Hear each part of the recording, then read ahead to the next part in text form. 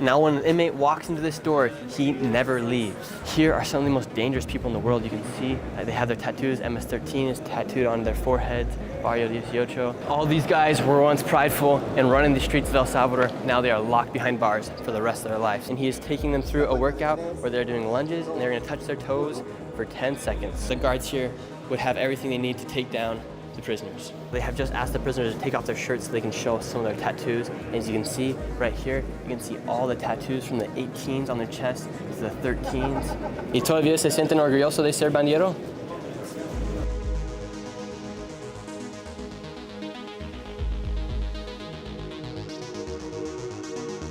Today I'm here in El Salvador outside of CECOT, El Centro de Confinamiento de Terrorismo. It translates to the Center of Terrorism Confinement here in El Salvador. It is the biggest and most up-to-date prison in all of the Americas. It is capable of holding over 40,000 inmates, and it is home to some of the most dangerous people in all of the world. This prison was specifically designed to incarcerate any gang member that has any affiliations with gangs such as MS-13, Barrio 18, and they are responsible for crimes such as murders, extortions, kidnappings, narco trafficking, drug dealing, any crime that you can possibly think of, these people inside have committed. And it is important for you watching this video to understand just how dangerous this country used to be. This country used to be controlled by gangs such as MS-13 and Barrio 18, as they would make secret pacts with presidents and political leaders here inside the country. However, in 2019, Nayib Bukele was elected as president, and since then, the homicide rates have dropped to record lows, and now it is safer to be here inside El Salvador than it is to be inside the United States or Canada. It is literally the safest country in the entire Western Hemisphere. And come with me today as we enter into CECOT, and I will show you what life is like for the prisoners here, what they are doing to make sure that these people will never leave. And I'm going to show you the technology that they are using inside of this jail to make sure that this country is as safe as can be. Inside of this jail, you get absolutely no service. These prisoners have absolutely no contact with the outside world, and they have no way of getting a hold of anybody. And the reason why they cut off the cell service here inside this building is because gang members used to be able to run their gangs from inside these jails. However, with these new rules that they have implemented, such as cutting off the service, these gang members have absolutely no contact with the outside world. I then went through the first of many security checkpoints. And now they're even going to do another check with us to make sure that we are not bringing anything inside of this jail. They're going to pat me all the way down, and they are even going to check my socks to make sure I don't have anything inside my shoes or my socks. And here inside of CECOT, everything is so simple. They're not leaving any room for any clutter or for anything to be used as potentially a harmful object or something to be misplaced. And now the warden of CECOT will describe the type of criminals that are inside the prison. Aquí tenemos a los peores criminales que causaban luto y dolor a nuestra sociedad salvadoreña. Lo que tenemos acá encerrado es lo peor de lo peor. Son sujetos que han cometido una serie de delitos, de homicidios, extorsiones, violaciones, privaciones de libertad. Sujetos que tienen condenas hasta más de 1000 años ahí. And now all the criminals inside of this prison are here for life. They're going to be living inside of CECOT until they die. Before we entered into the main cell of the prisoners, we had to go through one more security checkpoint. Una de las modalidades que utilizaban las organizaciones terroristas era que utilizaban a sus mismos miembros, a sus familiares, para introducir cosas vía oral, vía vaginal o vía anal. Ahora en día es imposible que alguien pueda sorprendernos. The scanner will literally scan the entire body to make sure there's nothing on the neck, inside the stomach, or even the place where nobody would ever want to go, the butthole. It will literally check anywhere inside of the body to make sure that they're not bringing any sort of plastic bag that could be filled with powder, any weapons, anything like that family members or friends might have tried to bring gang members in the past. Now it is impossible for anything to even enter. All right, now we've entered into where these gang members are going to be. We're going to go face to face with some of the most dangerous people in the world. And as I've been in the process of making this video, a lot of the El Salvadorians and the guards here have told me that when you look into the eyes of these criminals and these gang members, you literally feel the presence of nothing. You feel death. You feel the presence of the devil. Una vez ingresan, no vuelven a salir de acá. Y eso es literal. Now when an inmate walks into this door, he never leaves.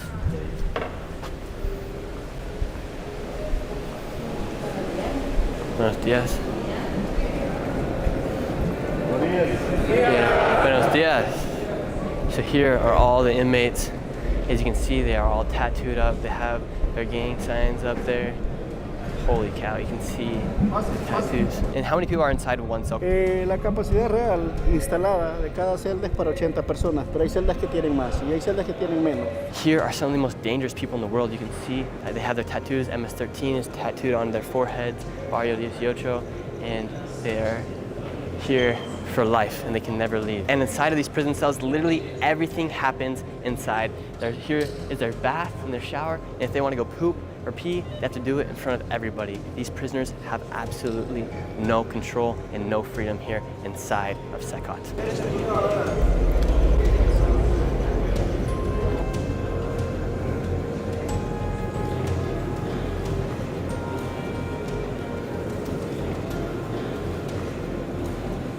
And each person inside of this jail is responsible for at least a death of one person. So each person you see right here has killed various people. There's literally no freedom inside of these prison cells, and the only type of freedom they get is they can come over here to this area right here where looks like they have a preacher and they have some workouts that they have to go through. Here they have let out some of the prisoners as they're going to be learning about the gospel. They have a preacher right here who's teaching out of the Bible. This is the kind of workouts they can do. They have an instructor guy right here, and he is taking them through a workout where they're doing lunges and they're going to touch their toes for 10 seconds. It's pretty crazy to see all these inmates as they have their tattoos of their MS-13 or Barrio 18 tattooed on their heads. All sorts of tattoos. It used to be a thing of pride to be a gangster here inside El Salvador. However, their pride has been destroyed and they're being humbled here inside this prison as they're never going to be able to leave this jail. It honestly is extremely shocking to look these guys in the eyes and see, and you can feel the darkness that is inside of them as they have committed so many crimes that the light of Christ, or whatever you may believe, is gone out of their eyes as they are stripped away from their freedoms, stripped away from any privilege. And it is important to remember that these people will never ever leave this building right here, and the lights also never shut off. And when these inmates want to go to sleep, they sleep here on these bunk beds that are completely still. And the way these prisoners sleep, they are given one sheet. They don't even receive a pillow, and they don't know if it's night or day because the lights never turn off. These guys were let out of the cell, and if you look at their heads are literally plastered to the cement wall, and they're not moving. All these gangsters are afraid of their life, and their freedoms have been stripped from them as they live here inside these cells. And these are the rooms of solitary confinement. If a prisoner were to act up, he would be sent into one of these rooms here. Here they have their bathroom, they get some water, and the only sort of light they have is this little peephole right up here, and they get absolutely nothing to use to sleep or to rest. Just pure concrete. Now, in case of a riot or whatever break out, they have all the equipment to take back to the prison. Right here we have a guard. He has a shield. He has protection from head to toe. And now we're going to go into where all the guns are at and also show you guys that as well. The guards here would have everything they need to take down the prisoners. Has any inmate ever got violent with one of the guards here inside CECOT? Hasta este momento no hemos tenido ningún intento de fuga, por decir así, o de desorden al interior de la prisión. These are the handcuffs the guards use to move the prisoners around. They put them around their legs, around their arms, and they have to walk just like this once they get them on because the shackles do not go that far. Inside of the jail, what kind of food are the prisoners given? En la mañana, por lo general, lo que viene es frijol, queso o crema y 2 tortillas. El menú casi se repite en la cena. Donde varía es el almuerzo, que en el almuerzo te viene una porción de arroz, una porción de pasta, 2 tortillas y un refresco. And so they're not given any sort of meat or any chicken? No existe un menú que te traiga pollo o carne para el privado de libertad. No existe. Here inside CECOT, there are 8 different buildings that are designated to the prisoners. The sides of the buildings are a size of a football field, absolutely ginormous. And if you were to try to escape CECOT, it literally would be impossible. Not only are there 2 walls you'd have to hop over, and one of those walls is 27 feet high with an additional 9 feet of electrical fencing that is at 15 volts. And there are 27 watchtowers inside the prison itself. And the ground here on CECOT are pebbles, so if anyone were to try to escape or try to walk, you can easily hear because it makes a lot of noise. And after walking around outside, we went back inside the prison to a room where an inmate awaits trial, giving each inmate the right to defend himself for the crimes he's accused of. Right here is one of the prisoners, and he is on a Zoom call right now because he is trying to prove that he's innocent. He's talking to the judge through a Zoom call, and if he wants to talk, he has to raise his hand in order to talk to anybody. And now they have asked the prisoners to take off their shirts so they can show some of their tattoos.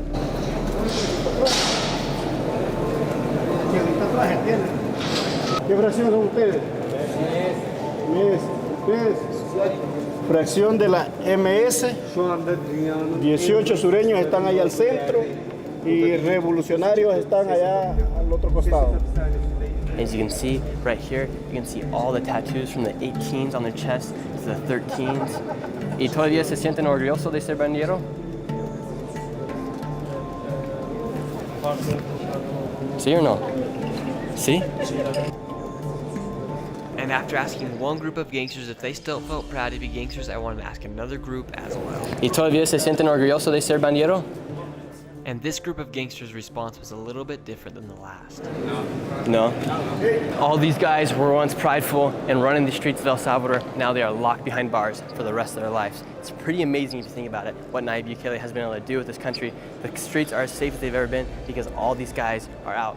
I want to emphasize that behind each one of these people that are inside this jail is a life that was taken away, because each person here had to at least kill one person to get inside of this jail. There are thousands of lives that were taken away by these individuals. These are murderers, kidnappers, gang members, horrible people, and now they're locked behind bars for the rest of their life, and I imagine they have been humbled at an extreme matters.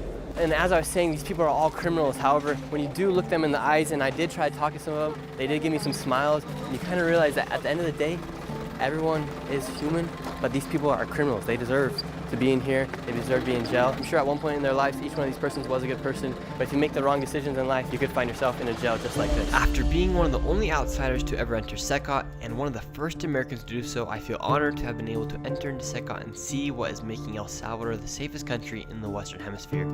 Please consider subscribing and give this video a like, and I have more to show from El Salvador in the coming weeks. This is Nick, and I will see you next video. Oh, and don't forget to subscribe.